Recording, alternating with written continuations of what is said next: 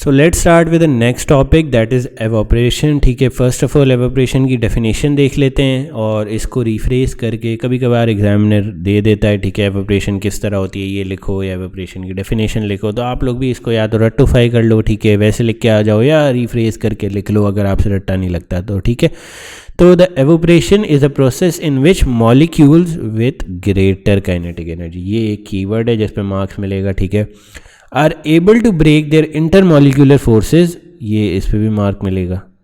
3 marks का सवाल होता है यूजली एवोपरेशन की डेफिनेशन का। ठीक है, these molecules will rise to the surface and eventually escape from the surface, ये तीसरा आपका मार्क है। ठीक है, we are the process of evaporation, ये आपकी पूरी डेफिनेशन है। एक और दफ़ा पढ़ लेते हैं सो दैट आपको ये याद हो जाए। Evaporation is a process in which the molecules with greater kinetic energy are able to break their intermolecular forces. These molecules will rise to the surface and they will eventually escape from the surface via the process of evaporation. ठीक है, ये इसको याद कर लो, बार बार repeat करो, refresh करके लिखाना। ठीक है, अच्छा, अब हमने काफ़ी दफ़ा सुना होगा कि यार एवोपरेशन से कूलिंग इफेक्ट होता है, कूलिंग इफेक्ट होता है। ये कूलिंग इफेक्ट होता किस तरह से, ये देखो समझो।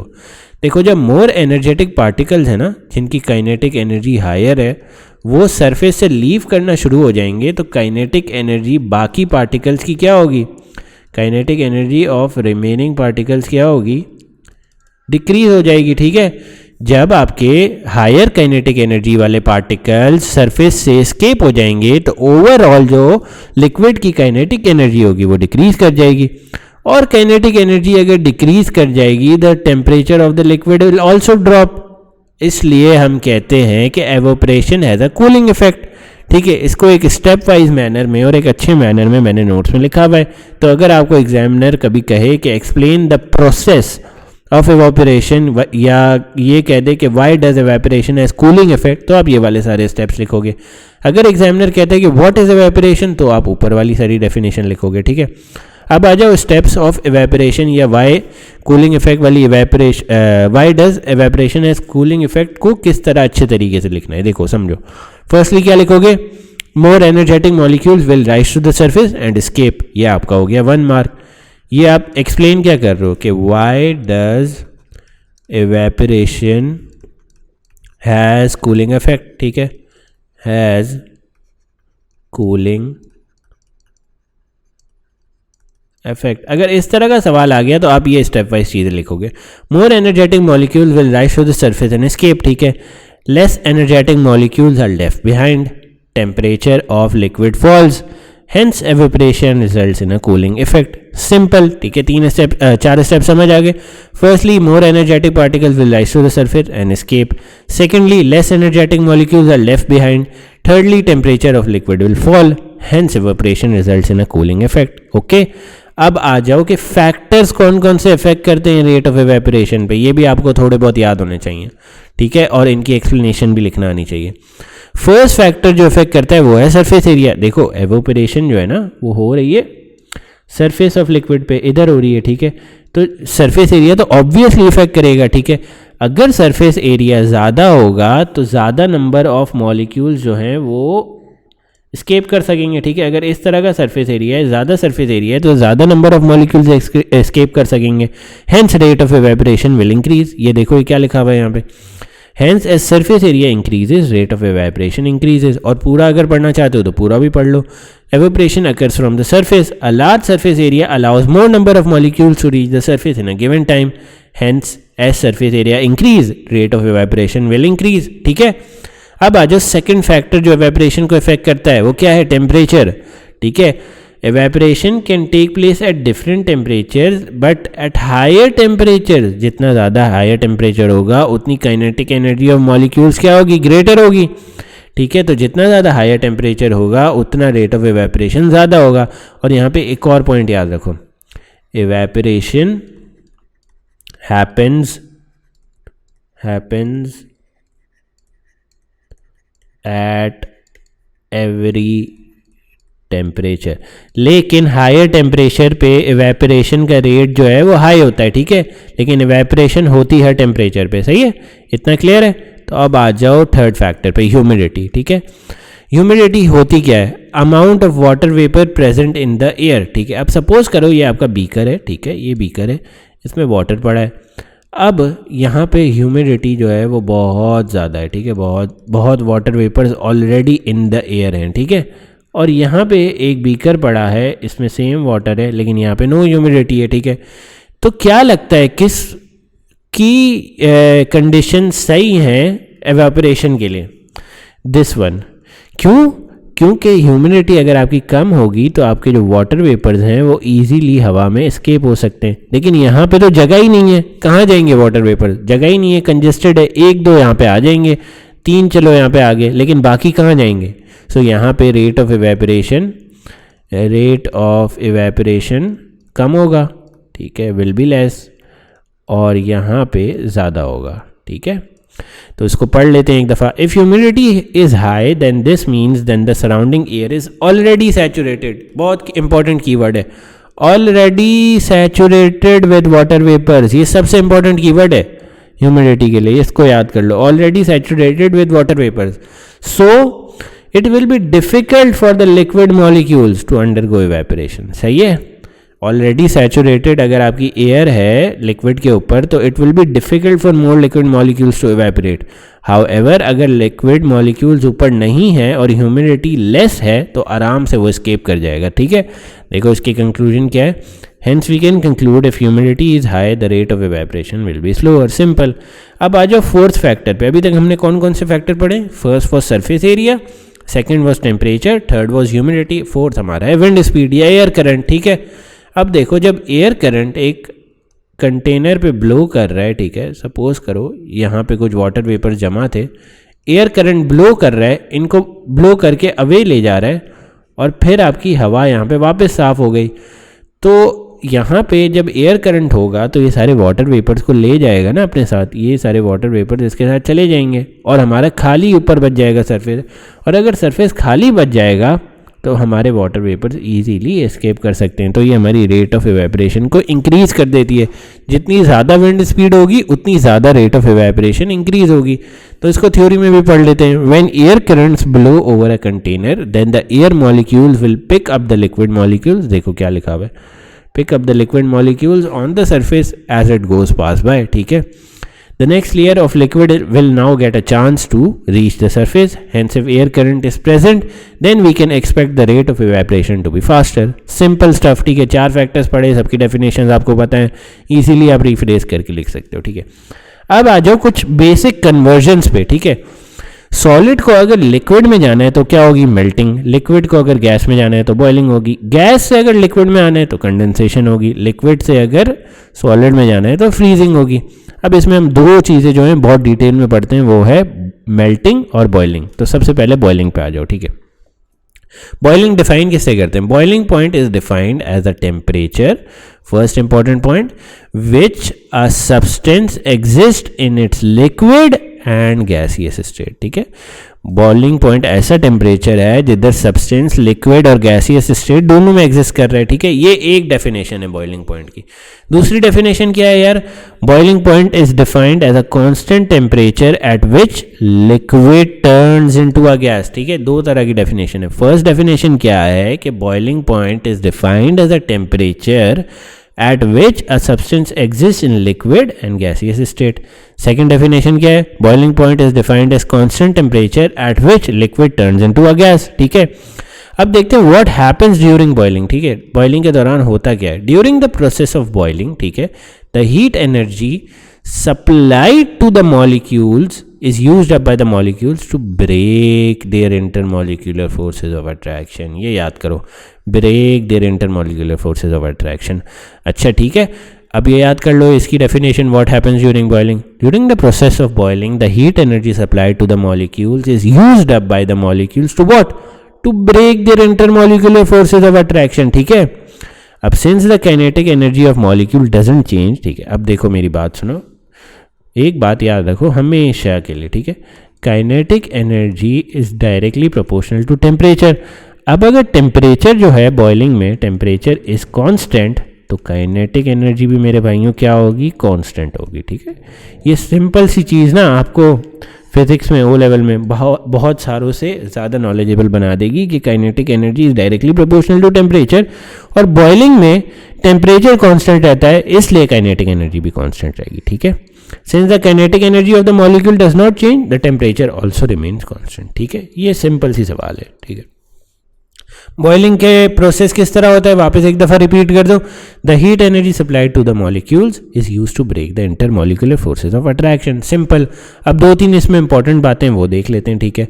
The temperature of the molecules govern the kinetic energy of the molecules. If temperature is constant then kinetic energy is constant. Basically ये जो मैंने आपको यहाँ पे चीज़ बताई वही यहाँ पे लिखी हुई है, ठीक है। नाउ नोट नंबर 2, ठीक है। The energy process by the intermolecular forces is known as the elastic potential energy, ठीक है। ये एक चीज़ याद रख लो, the energy possessed by the intermolecular forces is known as the elastic potential energy of the molecules, ठीक है। when bonds absorb energy in order to weaken break we say elastic potential energy increases, ठीक है। अब देखो इसका मतलब क्या है, इसको रिलेट किस तरह करोगे। जैसे ही बॉइलिंग में आपके बॉन्ड्स ब्रेक हुए हैं, ठीक है, यहाँ पे आपने देखा ना intermolecular forces of attraction are break, तो इससे इलास्टिक पोटेंशियल एनर्जी इंक्रीज हुई है। क्यों? क्योंकि ये देखो यहाँ पे क्या लिखा हुआ है, when bonds absorb energy in order to weaken या break we say that elastic potential increase, ठीक है। इलास्टिक पोटेंशियल एनर्जी इंक्रीज है, सिंपल बात है, ये बस याद रखनी है, ठीक है। अब आ जाओ factors affecting boiling point of a substance, ठीक है। जैसे कि हमने देखा था कि कौन कौन से फैक्टर्स अफेक्ट करते हैं वेपोरेशन को, वैसे ही हम देखते हैं कि कौन कौन से फैक्टर अफेक्ट करते हैं बॉइलिंग पॉइंट को, ठीक है। फर्स्ट ऑफ ऑल जो फैक्टर अफेक्ट करेगा वो है इम्प्योरिटी का। If a liquid contains impurities तो उसका बॉइलिंग पॉइंट जो है वो बढ़ जाएगा, ठीक है। Boiling point will increase. जितनी ज़्यादा इम्प्योरिटीज़ होंगी, देखो जितनी ज़्यादा इम्प्योरिटीज़ होंगी, इम्प्योरिटीज़ इंक्रीज़ करते जाओगे तो बॉइलिंग पॉइंट आपका इंक्रीज़ करता जाएगा, ठीक है। अब आ जाओ सेकंड फैक्टर पे जो इफेक्ट करता है बॉइलिंग पॉइंट को, दैट इज़ एटमॉस्फेरिक प्रेशर। तो एटमॉस्फेरिक प्रेशर किस तरह इफेक्ट करता है यार, ये भी देख लेते हैं, चलो। If atmospheric pressure exerts a greater pressure, ठीक है, then it becomes more difficult for the liquid molecules to vaporise, सही है। तो इसका मतलब ये है कि जितना आपका एटमॉस्फेरिक प्रेशर ज़्यादा होगा उतना बॉइलिंग पॉइंट क्या होगा बच्चों, बताओ, इंक्रीज़ कर जाएगा, ठीक है। ये रिलेशन याद कर लो प्लीज़, क्योंकि ये एग्जाम में आ जाते हैं, ठीक है। Hence we can conclude that as atmospheric pressure increases the boiling point of the liquid also increases, ठीक है। अब आ जाओ experiment as to how to find out boiling point of any liquid. इसमें एक सबसे पहले चीज़ अरेंजमेंट देख लो पहले, ठीक है। अरेंजमेंट देख लो, ये अरेंजमेंट किस चीज़ के लिए, जब आपको बॉइलिंग पॉइंट फाइंड करना हो किसी भी चीज़ का। फर्स्ट ऑफ ऑल बीकर लो, उसमें वाटर भर लो। हम अभी फाइंड कर रहे हैं वाटर का बॉइलिंग पॉइंट, तो हमने इसे वाटर में भर दिया। अगर आपको किसी और चीज़ का करना है, ऑयल का, किसी भी चीज़ का, चॉकलेट का कर सकते हो, कुछ भी कर सकते हो, ठीक है। तो आप कर सकते हो ईजिली। एक स्टैंड लो, उसमें थर्मोमीटर प्लेस करो, ठीक है, वाटर रखो, हीट सोर्स रखो नीचे, ठीक है। और अब करना क्या है, फर्स्ट ऑफ ऑल एक चीज़ देखना कि ये जो थर्मोमीटर है ना, ये मैंने पानी के अंदर प्लेस नहीं किया, क्योंकि बॉइलिंग पॉइंट्स जो हैं वो कभी कभार 100 डिग्री 200 डिग्री इस तरह की रेंजेस में भी होते हैं। तो ये जो हायर टेम्परेचर्स होते हैं वो कभी कभार थर्मोमीटर को डैमेज कर देते हैं। तो हम एक काम करते हैं कि इसको थोड़ा ऊपर रखते हैं, ठीक है, थर्मोमीटर को, कि सिर्फ उसके फ्यूम्स जो है ना वो उसकी तरफ आए, थर्मोमीटर के बल्ब की तरफ, पूरा थर्मोमीटर इमर्ज ना हो, ठीक है। हीट सोर्स प्लेस कर दिया, स्टैंड के साथ थर्मोमीटर प्लेस कर दिया, जो सब्सटेंस आपका बॉइलिंग पॉइंट निकालना है वो इसके अंदर प्लेस कर दिया, दैट इज़ अर वाटर। अब देखते हैं आगे क्या करना है stepwise. Set up the arrangement as shown, ये हमने कर लिया। Observe the reading on the thermometer until it becomes constant. ये मुझे बताओ क्यों, ये क्यों हो रहा है, क्योंकि अभी हमने पढ़ा है यार बॉइलिंग में टेम्परेचर क्या रहता है, कांस्टेंट। तो थर्मोमीटर पे रीडिंग क्या हो जानी चाहिए, ये देखो कांस्टेंट हो जानी चाहिए जब बॉइलिंग होना शुरू हो रही है, ठीक है। जब थर्मोमीटर पे रीडिंग कांस्टेंट होती है तो हम वो रीडिंग नोट डाउन कर लेते हैं और वही हमारा बॉइलिंग पॉइंट होता है, ठीक है। अब इसमें कुछ प्रिकॉशंस लेने होते हैं, ठीक है। तो वो क्या होते हैं, repeat the trial, use a stand to measure that the thermometer fixed in one position. अच्छा, थर्मोमीटर को एक ही पोजीशन में फिक्स रखो, मल्टीपल ट्रायल्स लो और उनकी एवरेज लो फॉर मोर एक्यूरेसी, ठीक है। थर्डली हम ये करते हैं कि avoid touching the bulb of the thermometer with the glass walls of the beaker, ठीक है। ये वाली चीज़ अवॉइड करो कि ये वाला जो बल्ब है वो इन वॉल्स को टच ना करे, ठीक है। फोर्थली देखते हैं क्या करते हैं हम, make sure that the thermometer is fully immerse into the liquid to minimise contact with the surrounding temperature. ये इस केस में नहीं होगा, ये इस केस में नहीं होगा, ये आप इसको क्रॉस आउट कर दो, ये प्रिकॉशन नहीं लिखना, ठीक है, क्योंकि अगर फुल्ली इमर्स करोगे बॉइलिंग पॉइंट के लिए तो थर्मामीटर ब्रेक हो जाएगा, ठीक है। ये मैंने गलती से यहाँ पे लिख दिया, you can even erase this point, ठीक है, मैं इरेज कर देता हूँ ताकि आपको कोई कन्फ्यूजन ही ना हो। लेट मी इरेज दिस, ठीक है। अब आ जाओ हमारे नेक्स्ट टॉपिक पे कि सिमिलैरिटीज़ क्या होती हैं यार, सिमिलैरिटीज़ और डिफरेंसेस क्या हैं इवेपोरेशन और बॉइलिंग में, तो वो भी देख लेते हैं यार, इसमें क्या मसला है। डिफरेंसेस सबसे पहले देखते हैं कि इवेपोरेशन और बॉइलिंग में क्या है। बॉइलिंग होती है फिक्स टेम्परेचर पे, ठीक है, इवेपोरेशन हर टेम्परेचर पे होती है, हमने पढ़ा है, ठीक है। ये during boiling temperature means constant, लेकिन इवेपोरेशन तो कूलिंग इफेक्ट देता है, ठीक है। ये एक डिफरेंस हो गया, दो डिफरेंस पढ़ लिए अभी। बॉइलिंग जो है थ्रू आउट द लिक्विड होती है, तीसरा डिफरेंस। इवेपोरेशन सिर्फ सरफेस पे होती है, ठीक है। तो ये डिफरेंसेस कभी कभार एग्जामिनर पूछ लेता है कि what are the differences between evaporation and boiling, तो आप ये 3 लिस्ट डाउन करके आ जाओ, अपनी पैराफ्रेज कर लो इसे या याद कर लो, आपकी मर्जी है, ठीक है। सिमिलैरिटीज़ क्या होती हैं, दोनों में स्टेट चेंज हो रहा है, दोनों में ब्रेकिंग ऑफ इंटरमॉलिक्यूलर फोर्सेज हो रही है and both require energy to be supplied, ठीक है। ये भी याद कर लो या पैराफ्रेज करके लिख लो एग्जाम में, it is up to you, ठीक है। अब आ जाओ हमारे सेकंड कॉन्सेप्ट पे, कॉन्सेप्ट ऑफ मेल्टिंग पॉइंट। अभी तक हमने बॉइलिंग पॉइंट पढ़ा था, अब मेल्टिंग पॉइंट भी आ जाते हैं।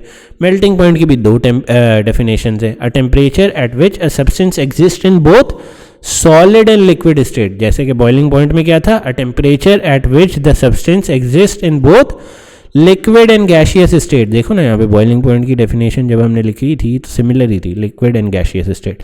इसकी सेकंड डेफिनेशन क्या होगी मेल्टिंग पॉइंट की, मेल्टिंग पॉइंट की सेकंड डेफिनेशन होगी अ constant temperature at which solid turns into a liquid, ठीक है।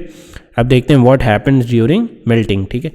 The energy provided is used up by the molecules to weaken the intermolecular forces। देखो इसमें break नहीं हो रहा, बॉइलिंग में क्या हो रही थी, बॉइलिंग में अगर मैं जाऊं तो ये मेन डिफरेंस है, ब्रेक हो रही थी इंटरमोलिकुलर फोर्सेस, ठीक है, ब्रेक हो रही थी। यहाँ पे ब्रेक नहीं हो रही, यहाँ पे वीकन हो रही है, ठीक है। ये एक इंपॉर्टेंट डिफरेंस है बॉइलिंग और मेल्टिंग में, ठीक है। Since the kinetic energy of the molecules remain constant during melting the temperature also remains constant, simple, ठीक है। अब मेल्टिंग पॉइंट मेजर किस तरह करोगे किसी भी सॉलिड का, तो उसके लिए एक एक्सपेरिमेंट होता है, ठीक है। मेल्टिंग आइस रख दो, ठीक है, जैसे हम वाटर का मेल्टिंग पॉइंट मेजर कर रहे हैं, ठीक है। मेल्टिंग आइस रख दिया, थर्मामीटर रख दिया, स्टैंड रख दिया, और देखा कि कब ये सॉलिड जो है वो लिक्विड में टर्न होना शुरू हो रहा है, और उस कोरस्पॉन्डिंग टेम्परेचर देख लिया। और जब ये हो रहा होगा, सॉलिड आइस जब लिक्विड में टर्न हो रही होगी, तब आपका जो थर्मामीटर पे टेम्परेचर होगा वो कांस्टेंट होगा। क्यों? क्योंकि मेल्टिंग के दौरान टेम्परेचर जो है वो कांस्टेंट होता है। तो चलो इसका सेटअप प्रोसीजर भी देख लेते हैं। Set up the arrangement is shown, wait till the droplets of water get collected in the beaker to ensure that ice has started to melt. Okay, note down the corresponding temperature at this instant. Okay, बिल्कुल simple है, ठीक है। अब आ जाओ इसकी कुछ precautions पे, सेम एज बॉइलिंग पॉइंट, ठीक है। अब एक एग्जाम्पल क्वेश्चन देखते हैं and then I think we will be it for the chapter, ठीक है। अब एक सॉलिड है, सही है, उसका मेल्टिंग पॉइंट है 45 डिग्री सेंटीग्रेड और उसका बॉइलिंग पॉइंट क्या है 80 डिग्री सेंटीग्रेड। वो इनिशियली एक रूम टेम्परेचर पे है 30 डिग्री सेंटीग्रेड के, ठीक है। अगर ये यूनिफॉर्मली हीट किया जाता है, ठीक है, टू 95 डिग्री सेंटीग्रेड, तो इसका ग्राफ बनाओ अगेंस्ट टेम्परेचर एंड टाइम और इसकी स्टेट चेंजेस बताओ, ठीक है। ये हमने बताना है। फर्स्ट ऑफ ऑल ये है 30 डिग्री सेंटीग्रेड पे, हम कुछ इन्फॉर्मेशन लिख लेते हैं। 30 डिग्री पे ही है करंटली, ये इसको अगर हम यहाँ पे नीटली लिख दें तो 30 डिग्री सेंटीग्रेड करंट, सही है। अब अगर 30 डिग्री सेंटीग्रेड पे है और इसका मेल्टिंग पॉइंट 45 डिग्री सेंटीग्रेड है, melting point 45 degree is melting point, तो ये कौन सी स्टेट में होगा, ये सॉलिड स्टेट में होगा, ठीक है, सॉलिड स्टेट में होगा। और इसका बॉइलिंग पॉइंट क्या है 80 degree centigrade is our boiling point, ठीक है। और हमें ले किस टेम्परेचर पे जाना है 95 डिग्री सेंटीग्रेड पे, ठीक है। 95 डिग्री पे क्या होगा ये कोई बता सकता है? ये एक गैस होगा क्योंकि बॉइलिंग पॉइंट से आगे। चलो इसका वो देखते हैं ग्राफ। तो फर्स्ट ऑफ ऑल हम 30 डिग्री से शुरू करते हैं, 45 पे जाते हैं क्योंकि 45 इसका मेल्टिंग पॉइंट है। तो ये सॉलिड स्टेट में ही 30 डिग्री से 45 डिग्री पे आ गया और जैसे टेम्परेचर इंक्रीज करेगा काइनेटिक एनर्जी इंक्रीज हो जाएगी। अब 45 डिग्री पे हमें पता है ये इसका मेल्टिंग पॉइंट है, तो ये सॉलिड से मेल्टिंग पॉइंट में क्या होता है, सॉलिड से लिक्विड में कन्वर्ट हो जाता है। और मेल्टिंग पॉइंट पे क्या रहता है, टेम्परेचर कांस्टेंट रहता है, और टेम्परेचर अगर कांस्टेंट रहेगा तो काइनेटिक एनर्जी कांस्टेंट रहेगी। लेकिन इंटरमॉलिक्यूलर फोर्सेस क्या होती हैं, वीकन हो जाती हैं, और hence elastic potential energy increase. ये हमने पढ़ा था कि अगर इंटरमॉलिक्यूलर फोर्सेस वीकन या ब्रेक होती हैं तो इलास्टिक पोटेंशियल एनर्जी इंक्रीज होती है। ये कहाँ पढ़ा था, ये हमने पढ़ा था बॉइलिंग में। अगर मैं यहाँ पे आ जाऊँ, ये रहा, when bonds absorb energy in order to weaken or break we can say elastic potential energy increases, simple, ठीक है। अब आ जाओ वापस इस डायग्राम पे, मेल्ट हो गया एक दफ़ा, अब मेल्ट होके यहाँ पे ये 45 डिग्री पे लिक्विड बन गया। अब 45 से 80 तक ये टेम्परेचर इंक्रीज करेगा विद इन लिक्विड, ठीक है, टेम्परेचर इंक्रीज करेगा, काइनेटिक एनर्जी इंक्रीज करेगी। अब 80 पे हमें पता है, 80 पे इसका है बॉइलिंग पॉइंट। अब बॉइलिंग पॉइंट पे हमें पता है टेम्परेचर सेम रहता है, टेम्परेचर सेम रहेगा तो काइनेटिक एनर्जी सेम रहेगी। इंटरमॉलिक्यूलर फोर्सेस जो हैं वो ब्रेक कर जाती हैं तो इलास्टिक पोटेंशियल एनर्जी इंक्रीज कर जाएगी। और बॉइलिंग में हो क्या रहा है, लिक्विड से गैस में कन्वर्ट हो जाएगा, ठीक है। तो यहाँ पे इस पॉइंट पे एट पॉइंट सी ये गैस में कन्वर्ट हो गया, और 80 से 95 तक इसका टेम्परेचर इंक्रीज़ कर रहा है with the same state gas. तो टेम्परेचर इंक्रीज़ कर रहा है तो काइनेटिक एनर्जी भी इंक्रीज़ करेगी, ठीक है। ये ग्राफ एक और दफ़ा देख लेना, I have given everything in the description, सारे नोट्स डिस्क्रिप्शन है, you can download it and go through it again, ठीक है। Suggest in terms of energy what happens when a gas condenses to form a liquid. Gas जब condense हो रही है तो क्या बन रहा है, लिक्विड बन रहा है ना, तो क्या हो रहा है बताओ, सिंपल है, ठीक है। Since temperature remains constant kinetic energy also remains constant. Intermolecular forces are formed. देखो जब लिक्विड से गैस में जा रहे थे, बॉइलिंग कर रहे थे, तो क्या हो रही थी, ब्रेक हो रही थी इंटरमॉलिक्यूलर फोर्सेस। अब गैस से लिक्विड में आ रहे हैं तो फॉर्म हो रही हैं, ठीक है, और इलास्टिक पोटेंशियल एनर्जी डिक्रीज हो जाएगी, बॉइलिंग में इंक्रीज हो रही थी, ठीक है। अब सेकंड क्वेश्चन पे आ जाते हैं, suggest in terms of energy when a liquid freezes to form a solid. Simple है यार, लिक्विड अब सॉलिड में कन्वर्ट हो रहा है तो क्या होगा, टेम्परेचर रिमेन्स कांस्टेंट तो काइनेटिक एनर्जी रिमेन कांस्टेंट होगी। अब याद करो सॉलिड से जब लिक्विड में जा रहे थे तो इंटरमॉलिक्यूलर फोर्सेस क्या हो रही थी, मेल्टिंग में क्या हो रही थी, वीकन हो रही थी, यहाँ पे स्ट्रेंथन होगी और इलास्टिक पोटेंशियल एनर्जी डिक्रीज होगी। सिंपल, उलट कर देना ऊपर वाली चीज़ों का, ठीक है।